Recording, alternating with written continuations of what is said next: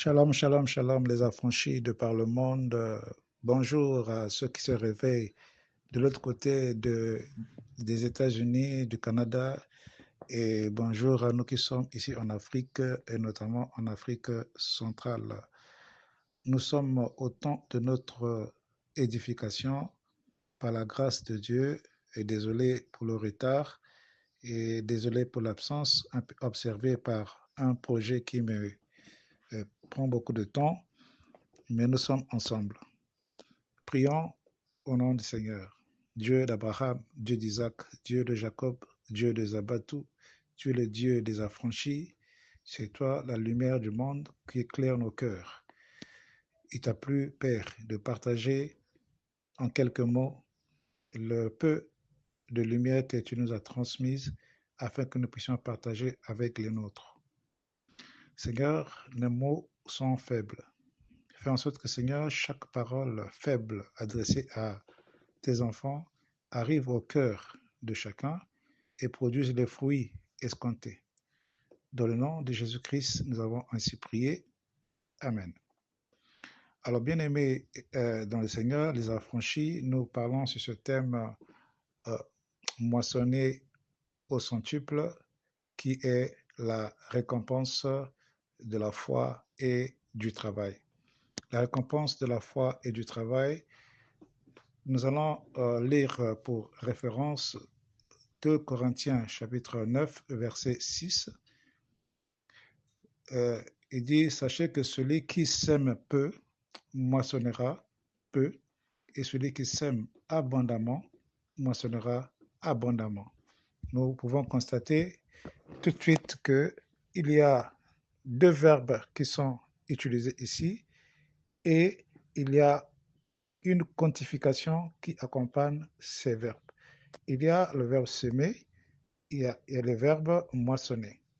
Il y a le verbe semer qui vient avec une petite quantité et qui vient aussi avec une grande quantité. Déjà, nous pouvons comprendre que le problème de ce verset, ce n'est pas tant soit peu s'aimer et moissonner, parce que n'importe comment, et d'une manière ou d'une autre, nous s'aimons et nous moissonnons. Qu'on sème le bien, qu'on sème le mal, on moissonnera. De la même manière que nous s'aimons pour le mal, nous allons aussi moissonner pour le mal.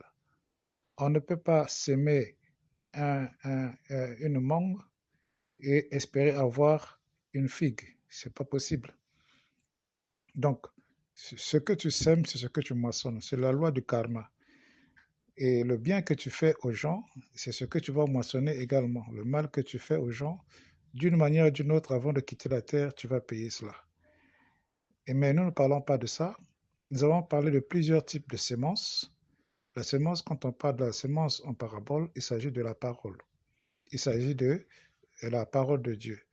Donc, nous avons dernièrement parlé de l'agriculture céleste. Dieu sème la parole et récolte les âmes. Dieu sème la parole et récolte les âmes. Donc la sémence, c'est le temps où Dieu envoie sa parole. Jésus-Christ était venu sur la terre.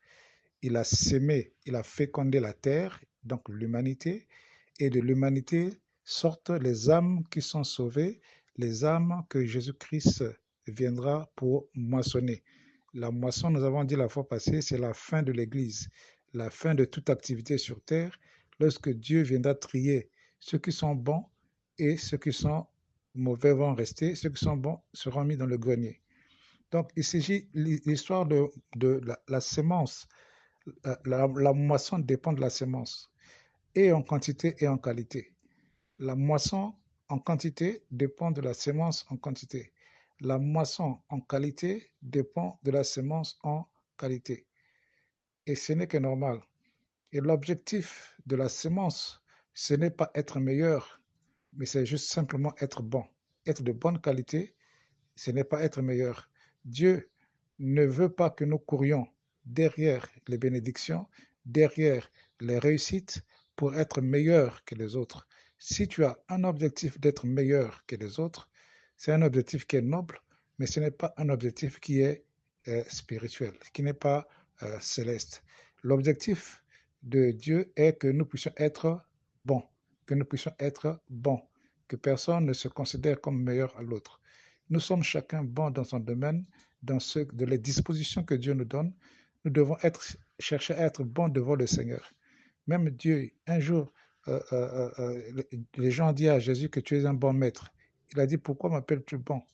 Dieu seul est bon. C'est ça l'humilité. Hmm? Mais nous, rien que bon là, on n'arrive même pas à atteindre ça. Mais nous voulons nous proclamer meilleurs. Et ça, nous sortons de la psychologie et qu'on appelle ça, la, la, la thématique. Nous sortons de l'objectivité de la moisson, la sémence et la moisson. La sémence est de bonne qualité si elle vient de Dieu. La sémence est de mauvaise qualité si elle ne vient pas de Dieu.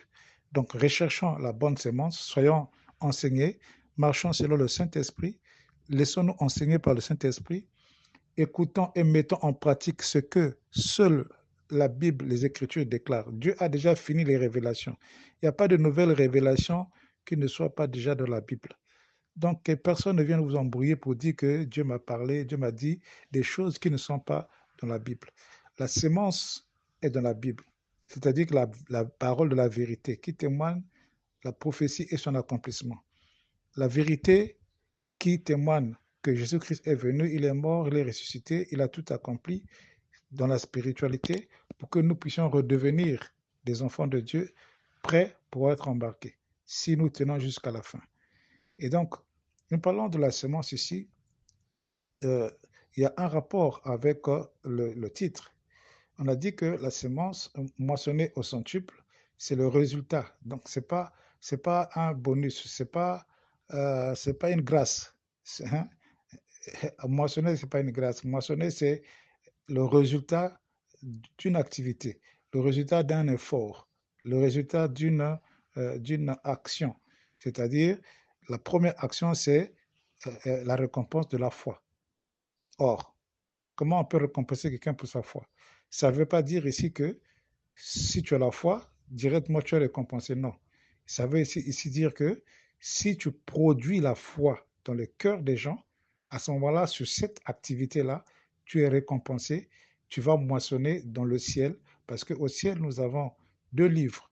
Nous avons le livre de la vie éternelle et nous avons le livre des souvenirs. Dans ce livre de souvenirs, Dieu se souviendra de chaque fois que tu as sémé sa parole. Donc, tu as mis sa sémence dans le sol, la terre. La terre, nous avons dit que la terre, c'était la, la, la, le cœur de l'homme qui reçoit avec disposition.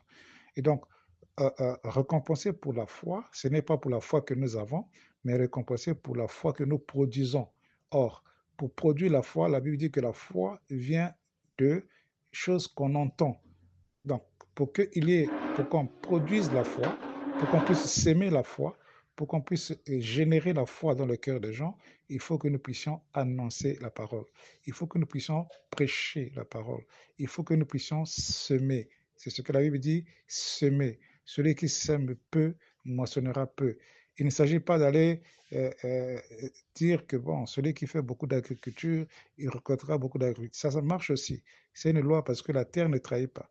Tu fais beaucoup de champs, tu auras beaucoup de champs, mais ce n'est pas toujours vérifié. Tu peux faire beaucoup de champs et tu n'auras pas le temps de moissonner ça, il y aura des insectes, il y aura des destructions et tu vas tout perdre. Mais la seule sémence, la seule agriculture qui ne rate pas, c'est l'agriculture céleste.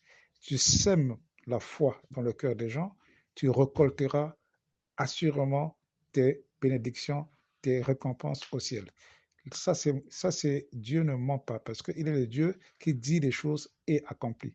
C'est pourquoi la parole que nous prêchons doit être la parole de la vérité qui témoigne de la prophétie et de son accomplissement. Jésus est celui qui a accompli toutes les prophéties qui ont été dites à propos du pasteur qui allait venir, du Messie qui allait venir. Il a dit, je suis celui, le Messie que vous attendez. Il l'a dit, il n'a pas eu honte, il l'a déclaré, et aucun autre n'a déclaré cela publiquement, et il a démontré. Lui, il a accompli cela. Et donc, ça, c'est côté récompense de la foi. Donc, la foi, c'est faire des œuvres impossibles. La foi, c'est aussi fermeté, obéissance et insensibilité. Maintenant, à côté de la sémence, Pour s'aimer, il y a aussi tout un processus. Comment tu reçois, de qui tu reçois la semence, comment tu traites la source de ta semence, c'est-à-dire, toi, tu vas s'aimer la parole que tu reçois, mais tu reçois aussi de quelqu'un qui t'enseigne la parole. C'est pourquoi Galates 6,6 dit, donne, mets à la disposition de celui qui t'enseigne, et tout est bien. C'est ça la loi. C'est une façon de travailler. Donc le travail ici, ce n'est pas s'aimer forcément. Le travail ici, c'est comment tu appliques la parole que toi-même tu reçois. L'obéissance à la parole que toi tu as reçue, qui a produit la foi en toi. C'est ça qu'on appelle le travail. C'est-à-dire que la parole que toi tu as reçue travaille en toi. Non pas seulement pour que tu la transmettes aux autres, mais c'est pour qu'elle te transforme toi-même. Parce que tu ne peux pas recevoir la parole, transmettre aux autres pour qu'ils soient changés, alors que toi-même, tu ne changes pas. Donc, le travail que tu dois faire en toi, c'est le travail qui récompense. Ce n'est pas le travail que tu vas faire au travail. Ce n'est pas le contrat à la fonction publique. Ce n'est pas au privé. Ce n'est pas ce travail dont on parle. On parle aussi du travail sur toi-même. Parce que la Bible dit, je désire que tu prospères à tous égards, comme prospère l'état de ton âme. Pour que ton âme prospère, il faut un travail. Paul dit, je tiens assujetti ma chair afin que je ne sois pas trouvé comme je n'aimerais pas vous trouver.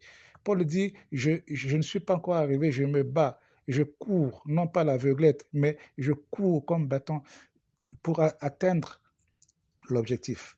Et donc, c'est ça le travail que nous devons faire en nous-mêmes pour notre développement, pour notre émancipation. Nous devons apprendre à prier, à méditer la parole, à écouter les enseignements, à aimer les enseignements. Aujourd'hui, l'Église est faible parce que les gens n'aiment plus la parole. Les gens, tu vas voir, la semaine, tu ne trouves personne. Les gens aiment le travail plus que Dieu. Les gens aiment les choses de ce monde plus que Dieu. À notre époque, c'était, on a laissé l'école, on a laissé les choses pour donner la priorité à Dieu. Aujourd'hui, les gens laissent l'Église, laissent Dieu pour donner la priorité aux choses du monde. Alors que la Bible dit, cherchez premièrement le royaume et la justice, et que toutes les choses vous seront données par-dessus tout. Mais nous nous concentrons à chercher toutes les choses et à abandonner le royaume. Le royaume, c'est aussi travailler dans l'obéissance. Qu'est-ce que la Bible, l'enseignement que tu reçois? Il dit, tu serviras l'Éternel de tout ton cœur. Toi et ta maison, tu serviras l'Éternel. Comment tu sers le Seigneur? Servir Dieu ici, dans le travail, il ne s'agit pas de devenir pasteur, de devenir apôtre, de devenir docteur, parce que les gens aujourd'hui courent derrière les titres. Ce n'est pas devenir père spirituel, ce n'est pas devenir quoi. Il s'agit ici de montrer que la parole que tu as reçue t'a transformé, t'a modélé, tu es devenu un modèle et non pas un meilleur. Dieu ne nous appelle pas à être les meilleurs, mais à être des modèles, c'est-à-dire des chrétiens comme Christ. Christ n'a pas été meilleur, il a été un modèle.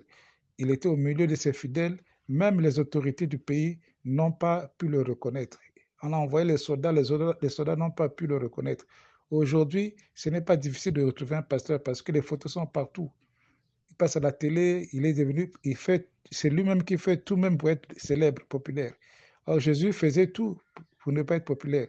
Au point, il disait même aux gens, ne va pas dire, ne dis pas que qui t'a fait ça. Ne dis pas ceci. Il fait des miracles aux aveugles. Au lieu de tirer la gloire, il dit, allez vous montrer aux prêtres, conformément à la loi. Il n'a pas tiré la gloire sur lui. Il y a même des démons qui voulaient lui donner la gloire, qui voulaient chanter. Tu es fils de Dieu, il dit, taisez-vous. Mais nous, au contraire, on a besoin, tu vois, un pasteur a besoin des atalakou. Atalakou.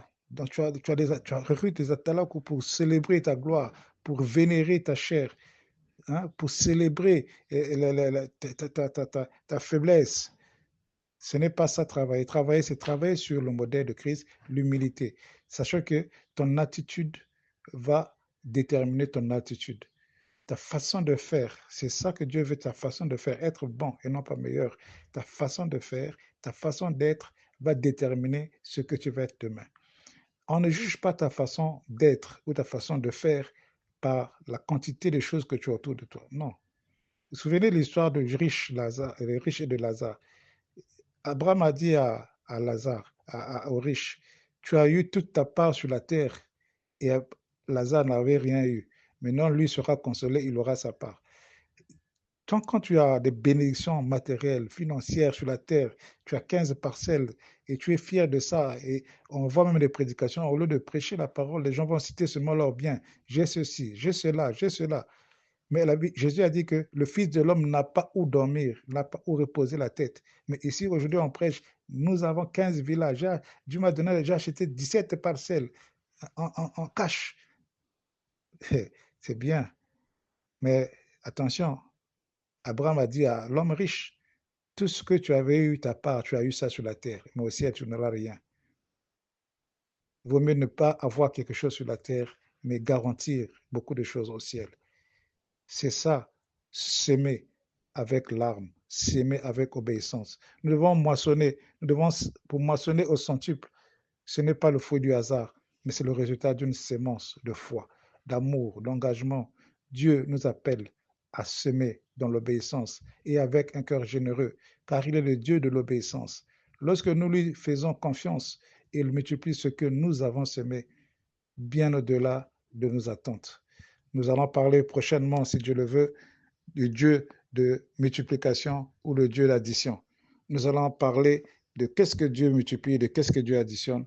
Nous allons parler de la sémence et de la multiplication. Pour aujourd'hui, je pense que pour notre édification, nous allons nous arrêter là. Que Dieu bénisse celui qui a reçu cette parole avec persévérance, avec amour et joie. Sache que pour terminer, Dieu ne veut pas que tu sois un grand pasteur, un grand évangéliste, un autre, un grand prophète avant de travailler. Non. Il a dit, vous recevrez mon esprit et vous serez mes témoins. Être témoin de Jésus-Christ, c'est travailler. Quand tu travailles à la fonction publique, comme tu travailles au privé, là où tu travailles, sois un modèle. Ce n'est pas le travail que tu fais que Dieu récompense, mais c'est comment tu es dans ce milieu où tu travailles qui va te récompenser. C'est la façon d'être qui va témoigner Christ au milieu des siens. Il y a une fille, pour terminer, excusez-moi, une fille qui terminait, on lui a demandé quelle est la meilleure version de la Bible. Elle a dit que la meilleure version de la Bible, c'est la vie de ma mère, parce qu'elle a vu sa maman aimer Dieu, sa maman servir Dieu. Elle a vu sa maman, comment sa maman euh, euh, euh, était plus efficace, était plus spirituelle même que beaucoup de serviteurs de Dieu. Et donc, nous ne devons pas sous-estimer les gens, on ne doit pas minimiser les gens. Celui que tu trouves rien à tes yeux est parfois mieux devant le Seigneur. Je vous ai raconté l'histoire de quelqu'un dans une église. Il y a eu un message, mon serviteur est malade. Les gens ont vérifié que le pasteur n'était pas malade. Ils ont dit que c'était une fausse prophétie. Le message est encore arrivé, mon serviteur va mourir. On a vérifié le pasteur n'a pas de problème, tout va bien. On a dit que c'était une fausse prophétie. On a commencé à critiquer cette soeur qui avait les prophéties. Et un jour, le message change, dit que mon serviteur est mort. Quand on va vérifier quel serviteur est mort, en fait, c'est une maman qui venait de mourir dans l'église. C'est une vieille maman fatiguée qui venait toujours à l'église. C'est elle qui tenait, elle était le pilier de l'église. C'est elle qui priait beaucoup. C'est elle qui portait la vision de cette église.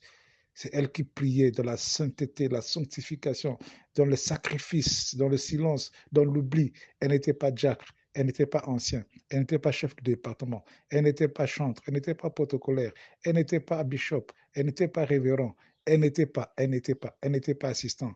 Elle était une personne qui vient, qui part, personne ne s'occupait d'elle, mais c'est elle qui tenait l'église.